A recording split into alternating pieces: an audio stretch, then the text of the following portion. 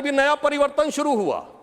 90 से 92 का ही दौर है अर्थव्यवस्था में भी बदलाव का, भारत की अर्थव्यवस्था के खुलने का। यही वो दौर है जिस समय विवादित ढांचा भी गिरा और नेहरूवियन मॉडल भी समाप्त हुआ। यही वो दौर था जब खुदाई हुई और 70 खंबे निकले थे, जहां से साबित हो गया था कि श्री राम लला विराजमान के पास ही वो मंदिर है। 2019 में जब जजमेंट आया तो तब 1 बिलियन था, जब खंबे निकले तो फॉरेन एक्सचेंज रिजर्व 100 बिलियन था, अब मोदी जी के नेतृत्व में 500 बिलियन पहुंच गया। अब जब राम मंदिर बनने जा रहा है तो हम 5वीं बड़ी अर्थव्यवस्था है, चौथे बड़े स्टॉक एक्सचेंज है, तीसरे बड़े ऑटोमोबाइल मैन्युफैक्चरर हैं, दूसरे बड़े मोबाइल के मैन्युफैक्चरर हैं, इंफ्रास्ट्रक्चर में इन्वेस्ट करने वाले हम नंबर 1 के देश हैं। 91 की दिवाली थी, एक वो भी दिवाली थी जब उजड़ा हुआ गुलशन था, रोता हुआ माली था।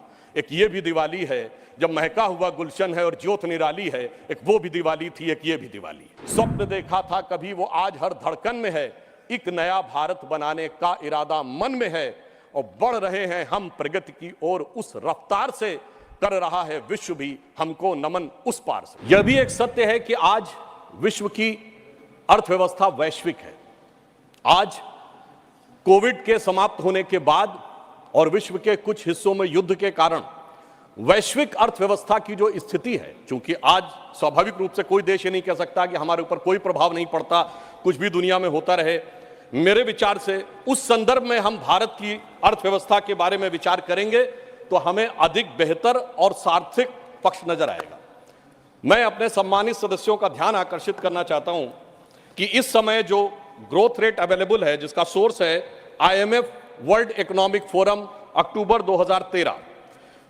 मैं छोटे मोटे देशों की बात नहीं कर रहा हूं, सामान्य देशों की बात नहीं कर रहा हूं। अमेरिका की 1.5 है %, European union 1.2, Germany 0.9, France 1.3, Italy 1.7, Spain 1.7, Japan 1, England 0.6, Canada 1.6 और अदर एडवांस कंट्रीज 2.2 और इसमें भारत 6.3। अब ये अक्टूबर 2023 का है और इतना ही नहीं मान्यवर, चुनौतियां कितनी बड़ी हैं इससे समझना चाहिए कि अमेरिका में सिलिकॉन वैली बैंक और सिग्नेचर बैंक, 2 बड़े बैंक डिफॉल्टर हो गए। चाइना में वहां की सबसे बड़ी रियल एस्टेट कंपनी एवरग्रांड डिफॉल्टर हो गई। यह सामान्य बात नहीं है। दुनिया के 2 बड़े देशों में इतनी बड़ी आर्थिक चुनौतियां हैं और उनके बीच में से मैं विनम्रता से पूछना चाहता हूं, हमारे यहां क्या कोई ऐसी स्थिति का आपको कोई उदाहरण मिला है?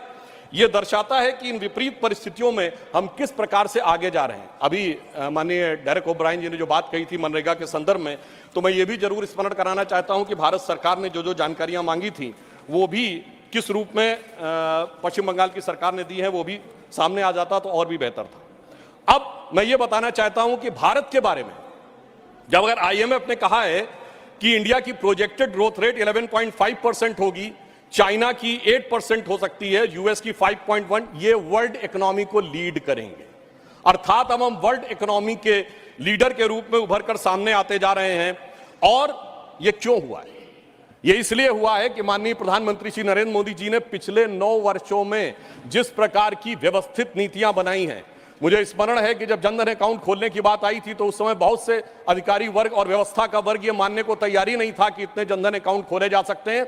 आज 50 करोड़ से अधिक जनधन अकाउंट हैं और जिसमें सिर्फ धनवान लोगों के नहीं हैं, सामान्य लोगों के भी अकाउंट हैं, जिसमें डिपॉजिट अगर देखा जाए तो 51.5% ऑफ द फाइनेंशियल सेविंग है, पीएफ में 26% की फाइनेंशियल सेविंग है, इंश्योरेंस में 17% की फाइनेंशियल सेविंग है। अर्थात हमारा 94.8% सेविंग बिल्कुल सेफ सेक्टर में है। इस बात पे मुझे याद आता है मान्यवर 2013 में मैं अमेरिका के दौरे पे गया था। तत्कालीन भाजपा के राष्ट्रीय अध्यक्ष और वर्तमान रक्षा मंत्री राजनाथ सिंह जी के नेतृत्व में एक प्रतिनिधिमंडल में भारत को लेकर एक बड़ा ग्लूमी एटमॉस्फेयर था। वहां पे लोग कहते थे the success story of India is over, मगर हम लोगों ने उन्हें आश्वस्त किया था The success story of India is not over. Success story of India is waiting for Modi ji to come into power. और आज अगर हम देखें तो वो साफ दिखाई पड़ रहा है। और मैं ये भी बताना चाहता हूं कि केवल ऐसे नहीं हो रहा है। यदि हम इन आंकड़ों को गंभीरता से देखें तो पिछले समय के मुकाबले में अगर हमारे एक्टिव मोबाइल कनेक्शन जो पहले 93 करोड़ थे, वो अब 110 करोड़ हुए हैं, तो मानी हुई बात है, इसमें बढ़ोतरी हुई है। अब यहां पर महत्वपूर्ण बात क्या है, पहले हम मोबाइल हैंडसेट का इंपोर्ट 78% करते थे मोबाइल हैंडसेट का, अब 4% करते हैं। तो क्या ऐसा तो नहीं है कि अगर हम 4%, इसका मतलब हमारी कितनी इसमें फॉरेन की वैल्यू बची है। मोबाइल फोन एक्सपोर्ट में हम पहले 1500 करोड़ के आसपास थे, आज 90,000 करोड़ रुपए के आसपास है। अगर हम नंबर ऑफ ऑटोमोबाइल सेल देखें तो मैं ये भी विनम्रता से ध्यान दिलाना चाहता हूं, अब ये सर्वेक्षण भारत सरकार का नहीं है कि ऑटोमोबाइल मैन्युफैक्चरिंग में, ऑटोमोबाइल की होल्डिंग में हम दुनिया के तीसरे नंबर के देश बने हैं। 7.5 करोड़ परिवार भारत में ऐसे हैं जिनके पास कोई ना कोई एक ऑटोमोबाइल जरूर है, चाहे 2 व्हीलर हो या 4 व्हीलर हो। तो मानी बात है, वो 7.5 करोड़ कोई धनाढ्य करोड़पति अरबपति नहीं है। ये इक्विटेबल डिस्ट्रीब्यूशन ऑफ वेल्थ का जो प्रयास प्रधानमंत्री मोदी जी के नेतृत्व में हुआ है, ये उसका प्रमाण है। अब मैं ये भी बता देना चाहता हूं कि पहली बार ऐसा हुआ है कि एशिया की इकोनॉमी कौन राइज करेगा, इसके बारे में यह कहा जा रहा है कि अब वो चाइना से शिफ्ट होकर भारत एशिया की इकोनॉमी का इंजन बन के उभरेगा। मैं एक और डाटा अभी बता देना चाहता हूं कि जो हमारे कंज्यूमर एसोसिएशन है, उसने आंकड़ा दिया कि वर्तमान दीपावली का जो फेस्टिव सीजन गुजरा है और छठ का मिलाकर 4 लाख करोड़ रुपए की स्पेंडिंग हुई है, जिसमें छोटे सामान खरीदने से लेके, घरेलू सामान खरीदने से लेके, बर्तन, सोना चांदी, सारी चीजों में अगर 4 लाख करोड़ रुपए की स्पेंडिंग भारत की जनता ने की है, तो कहीं ना कहीं ये अंधकार से निकलते हुए दीपावली के समान एक नई ज्योति के साथ भारत की अर्थव्यवस्था को ले जाने का एक संकेत भी दिखाता है। और मुझे यह भी याद आता है मान्यवर, जब मैं इंजीनियरिंग का छात्र था, एक दौर था जब भारत का, मैं 91 की बात कर रहा हूं, फॉरेन एक्सचेंज रिजर्व 1 बिलियन पे आ गया था। 2 बार रुपये का डिवैल्यूएशन हुआ था, सोना गिरवी रखा गया था। लोगों को याद होगा जुलाई अगस्त की बात, तो एक 91 की दिवाली थी, एक वो भी दिवाली थी जब उजड़ा हुआ गुलशन था, रोता हुआ माली था। एक ये भी दिवाली है जब महका हुआ गुलशन है और ज्योत निराली है, एक वो भी दिवाली थी, एक ये भी दिवाली है। अब मैं यह भी कहना चाहता हूं कि अगर हम केवल कुछ आंकड़ों को देख लें कि हमारे बारे में दुनिया के जो बड़े बड़े आर्थिक विशेषज्ञ हैं वो क्या कह रहे हैं। स्टैंडर्ड्स एंड पुअर कहता है, as China's economy slowing, the main engine of growth in Asia Pacific move away from the world second largest economy to South Asia and South East Asia, and Indian economy is expected to power ahead the next years of leading growth in the region. Morgan Stanley अपनी report में कहता है, जो पहले कहता था, the famous Morgan Stanley report in January 2014, जिसमें उसने कहा था कि India has fallen into fragile 5। और the same Morgan and Stanley in October 2013 कहता है, describes India at its most preferred emerging market and increase its overweight stance in Indian equities. यानी वही जो कहता था कि हमारी अर्थव्यवस्था डूबने के कगार पे है, वो अर्थव्यवस्था अब हमारी उभरने के कगार पे उभरती हुई दिखाई पड़ रही है।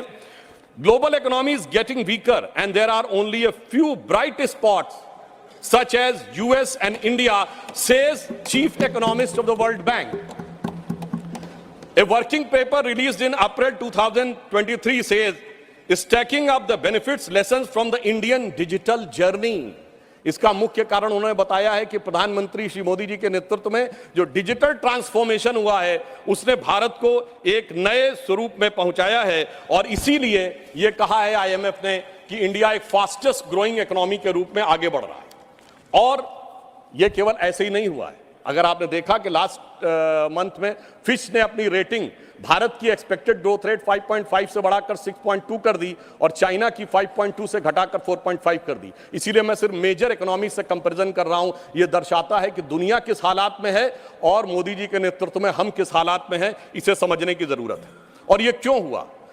क्योंकि हमारी वित्तीय नीतियां बहुत सार्थक और व्यवस्थित ढंग से आगे बढ़ी। सबसे ज्यादा इंफ्रास्ट्रक्चर अगर आप देखेंगे बजट में, तो इंफ्रास्ट्रक्चर में हुआ। रेल, रोड, पोर्ट्स बने। गरीब कल्याण के लिए चाहे 80 करोड़ लोगों को कोविड के दौरान धन देने की जरूरत नहीं, मैंने कहा अनाज देने की जरूरत पड़ी। कई बार लोग प्रश्न करते हैं इसकी क्या जरूरत थी। मान्यवर, जब सप्लाई चेन्स खत्म हो गई थी, अगर आप किसी को पैसा दे देते तो वो चीज की व्यवस्था करता कहां से, इसलिए वो अनाज पहुंचाने की व्यवस्था थी। और अगर हम परचेजिंग मैनेजर इंडेक्स की बात करें तो अक्टूबर में 58.4 हुआ है, जो कि सर्विस सेक्टर में अगर हम देखें तो स्ट्रॉन्गेस्ट आउटपुट है पिछले 13 वर्षों में। मैन्युफैक्चरिंग सेक्टर में 28 कंसेक्यूटिव मंथ में वो बढ़ता हुआ 50.5 है अक्टूबर 2023 में, और डोमेस्टिक एयर ट्रैफिक में 11% की बढ़ोतरी हुई है अक्टूबर 2023 में। अब मैं अपने विपक्ष के सम्मानित सदस्यों के संज्ञान में लाना चाहता हूं, अगर एयर ट्रैफिक में बढ़ोतरी हो रही है तो मानी हुई बात है अर्थव्यवस्था में कुछ ना कुछ सुधार दिखाई पड़ रहा होगा, इसी कारण से यह दिखाई पड़ रहा है। सितंबर 2023 में जो इंडस्ट्रियल प्रोडक्शन है वो 5.8% की ग्रोथ के साथ लगातार ग्रोथ कर रहा है, जो अगस्त के अनुसार, अगस्त की तुलना से अगर पूरे देखें तो विगत 14 महीनों में सबसे अधिक है। अब अगर ओवरऑल एक्सपोर्ट देखें तो अक्टूबर में 9.43% ईयर ऑन ईयर बेसिस के ऊपर बढ़ा हुआ है, जो $62.26 बिलियन के आसपास पहुंचा है। सर्विसेज ट्रेड सरप्लस एक्सपोर्ट में हम 22% की वृद्धि करते हुए दिखाई पड़ रहे हैं, अक्टूबर 2023 का डाटा है। परंतु हम आए किस चुनौती से, यह भी ध्यान रखना चाहिए। बैंकिंग सेक्टर में एक बहुत बड़ी चुनौती थी, वो चुनौती ये थी कि उस जमाने में जितने नॉन परफॉर्मिंग एसेट्स थे, बैंकों को जो लोन दिए गए थे, वो हमारे लिए एक बहुत बड़ी चुनौती थी, और एनपीए 2014-15 के टाइम में बहुत तेज गति से आगे बढ़ रहा था।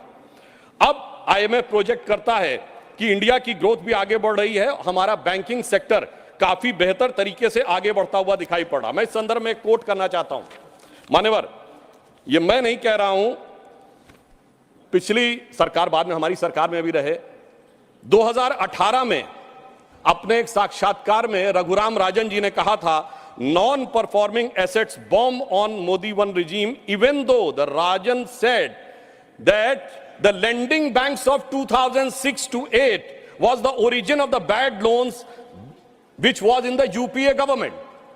ये रघुराम राजन जी ने कहा कि 2006 से 8 के बीच में जो बैड लोन्स दिए गए उसके लिए भले ही आज, और ये नवंबर 2018 को उन्होंने एक साक्षात्कार दिया है, उसमें आया है। इसलिए हमने आज स्थिति ये की कि जन जन तक उस धन को पहुंचाया, उसको सुरक्षित किया और जन कल्याणकारी कार्यों में उसको स्थापित करने का प्रयास किया। और आज आप देखिए, पब्लिक सेक्टर बैंक्स ने 1 लाख करोड़ रुपए का रिकॉर्ड प्रॉफिट अर्जित किया है फाइनेंशियल ईयर 2022 और 23 में। यानी कहां वो बैड लोन्स में दबे जा रहे थे और कहां वो रिकॉर्ड प्रॉफिट करते हुए नजर आ रहे हैं। और state bank of India, SBI, जिसके बारे में भी मात्र चंद महीने पहले की तो बात है, जो कहा जाता था कि साहब ये खराब हो गया, डूब गया, वगैरह वगैरह, आज स्थिति यह है कि SBI has become the most profitable company in the India, and as per the recent quarterly result in quarter first of 2033-34, SBI has earned a profit of 18,537 crores। यानी ये जो है प्राइवेट और सरकारी दोनों के हिसाब से ये सबसे अधिक आया है। और कहां हम कर्ज के अंधेरे में डूबे थे और आज मोदी जी ने उसे कर्ज के अंधेरे से निकालकर बैंकिंग व्यवस्था को जन कल्याण के सवेरे तक लाने में सफलता हासिल की है।